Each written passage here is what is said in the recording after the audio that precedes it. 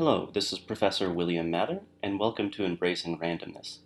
Let's talk about birthdays and handshakes. Have you ever wondered, what is the chance that two people in a room have the same birthday? It turns out this happens much more often than people realize, and is closely related to the question, how many handshakes are there between a room of people? Here's an experiment you can try the next time you find yourself in a group. Each person, one by one, says their birthday, April 5th for example. Continue until the same birthday is said twice or until everyone has said their birthday. How many people are needed to find a matching birthday? You may think that you need 100 or 200 people to find a match, but what you will find is that you can often find a match in small groups the size of a classroom, that is 20 to 30 people. To understand this, let's imagine we build up our room of people one by one. Each new person who comes into the room shakes hands and compares their birthday with each of the others. You start off in a room by yourself, and one more person comes in, shakes hands, and shares their birthday with you. The chance that you two have the same birthday is 1 out of 365, with 365 the number of days in the year.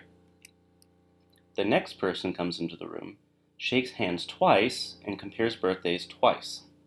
There are now a total of 3 ways to match birthdays, each with a probability of 1 out of 365, for a total probability of 3 out of 365. Still not very likely. Similarly, the next person walks in, shakes 3 hands, leading to 6 total handshakes with a total chance of 6 out of 365. Now, when there are 5 people in the room, the probability for a match is now 10 out of 365. It is now slightly more likely that someone else in the room has a match instead of you, though the chance of a match is still not very large.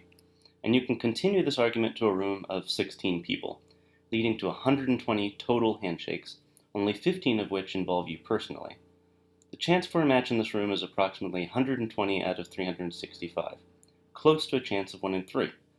A match is suddenly quite possible. However, counting all of these handshakes is tedious, so let's find out a mathematical trick. Remember when you were alone in the room. When the next person came in, there was 1 handshake. The next person to come in then shook 2 hands.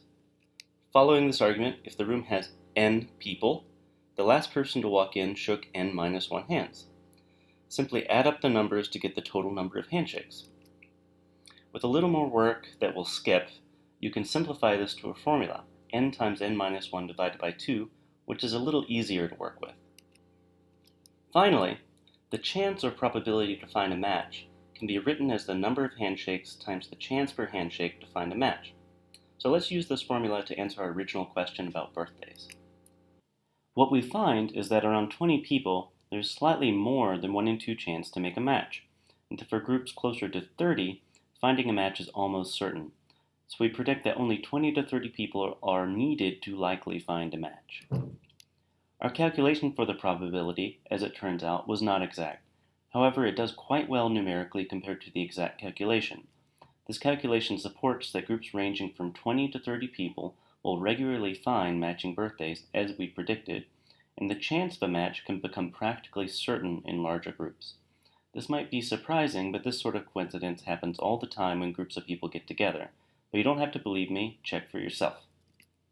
Thank you for watching Embracing Randomness, a project supported in part by the National Science Foundation and done in collaboration with Kids Tech University.